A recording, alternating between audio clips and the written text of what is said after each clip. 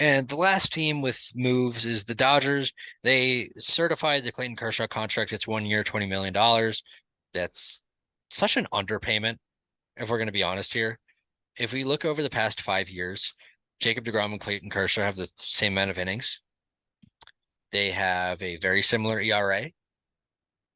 And honestly, the only difference is one throws 100, one throws 90. Yeah, I mean, I guess one's more flashy, but I mean, the effectiveness for a team obviously doesn't even matter. You know, if you're getting the same Yeah. production from one player, yeah, it's a Yeah. steal. I think maybe I Clayton guess what Kershaw do you think gets about overhated. the length? Yeah, what do you think I about the length of I it don't though? mind because it's his decision. Clayton Kershaw's just Yeah, on 1 year contracts because if he wants to play or not. yeah. I think if the injuries start getting to him, he'll retire. But Yeah. I think he'll be a Dodger I for think he life. That's retires once the Dodgers win. So that might be like 20 years from now, but when he's yeah, throwing 83. But I think once the Dodgers win a World Series, he's done. yeah, Um, I this is a Clayton Kershaw is my favorite player of all time. yeah. Like that, he is my favorite, but he gets overhated. I don't think people understand how good he is still. I I was surprised. There was a bit of a down season. I don't know. I think it was 2019, maybe it was 2020 that was 2019 was down. like a 303 ERA. 2021, he had a 3.55, which was injury riddled. Yeah, that was the season I was thinking of. Other than that, he's been back to his true form in 2021 Yeah. and 2022. He had good seasons. Well, Just 2021 wasn't great. yeah, just once he can I don't know if he can go a full season without getting hurt though. I I really agree. hope he can. Yeah. I mean, there was that game last year where he was throwing that perfect game and then he got pulled early. Well, that's because he And was then being built up. yeah, but the whole idea of Dave Roberts avoiding the injury and then him going out for his next start and getting injured, it's like you might as well just let him make history at that point. But that's a conversation for another day. But I Yeah. just I think the durability is a bit of a liability. Yeah. Honestly, like I would take him on my team over Jacob deGrom if I'm going to be honest. I think the I mean, day in, day out consistency, given what we saw last year, I'm going just off of last year because I don't know what Jacob deGrom is right now, like considering the injuries. You know what you get with Clayton Kershaw given the injuries. yeah, I mean, I would still take the ground probably. You probably have a little bit of Dodger bias, but I mean, I think they're more similar than they are different. So Yeah. And I think it gets overshadowed because, as you said, DeGrom is more flashy. absolutely, yeah. And he throws harder. His slider probably breaks a lot more just because it's. I mean, it's faster too. The slider Yeah. goes 93. I think DeGrom's slider goes faster than than Yeah, than than. Kershaw's fastball. But I think Kershaw, his rebound is attributed to like he's not being injured in streaks. Like he was able to get into rhythms, but also because of the ban of sticky stuff. Because if you look at spin rate, it doesn't imply that he was a user of it. I don't know if he was. He probably was. Everyone was. But I think the league average spin rate on fastball decreasing slightly, but his maintaining the same high spin that it's always had was just a bit beneficial to why his fastball at 90 was successful. Like he's quoted as Yeah, saying, I'm going to come up here and give you all of this 91. And I mean, he yeah, does, and he strikes you out or gets you weak contact. He was projected among the highest of starting pitchers in expected ERA. Like he's good at baseball. And the Dodgers also signed Jason Hayward to a minor league deal with a spring training invite. I don't understand it. I don't care though. Like it's going to cost us at maximum $1 million. And maybe there's upside there. I doubt he makes the team. He probably should have retired, but I'm not uncomfortable with where the Dodgers stand right now. you don't think? I'm okay with a 95 win team. Is it because you want to see something different? I want the young kids to play. This team's too Yeah, old. yeah, I agree. I mean, definitely bring up the young guys, but there's just too many of them now. Would you start trading some just for some pieces, or do you want to let all of them come up? I would put Miguel Vargas at third. I'd probably Yep. re-sign Justin Turner. I think he's too good in the clubhouse. He split some Yeah. time at third, primarily at DH. Right now, your shortstop is probably Gavin Lux, which I don't like too much. Center field would probably go to James Outman, when he came up for all 4 games, he looked ridiculously good. I don't know how much you can rely on that. They have Andy Pagas, who's supposed to be up in a couple years to go to left field.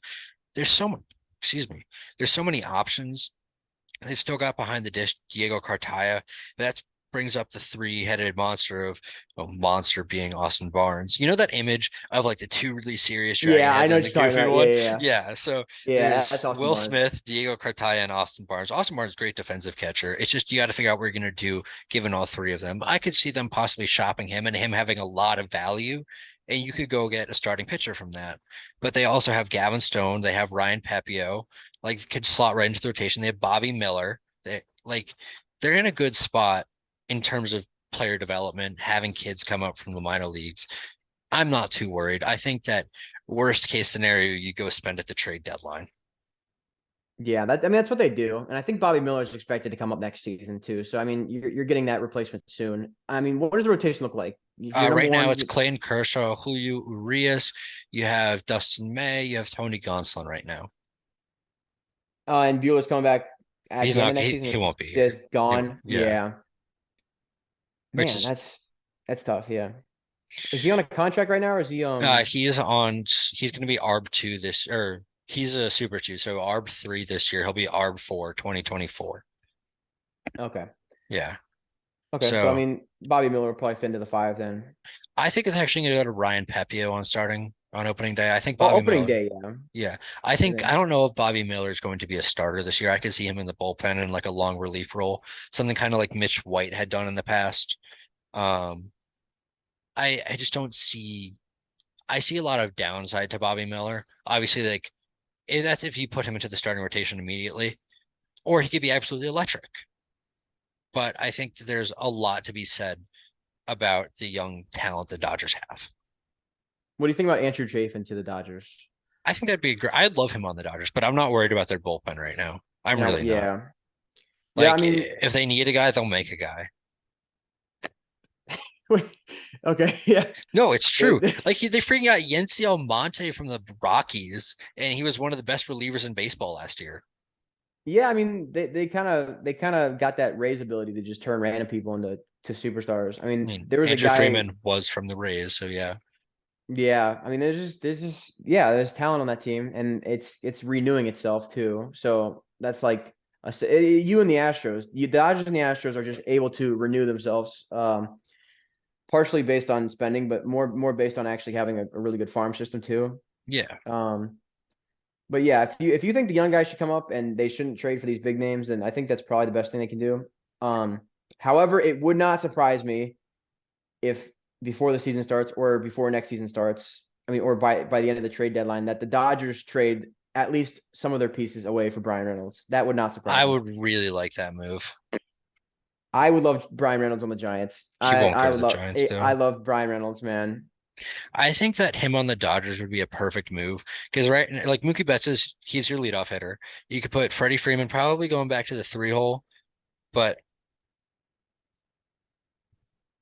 I don't know about Yeah. that lineup right now, man. It's a good lineup. You got Will Smith in there. You got Max Muncy, probably Trey Turner, but Wait, Mac, Justin Turner, or sorry, yeah, Justin Turner.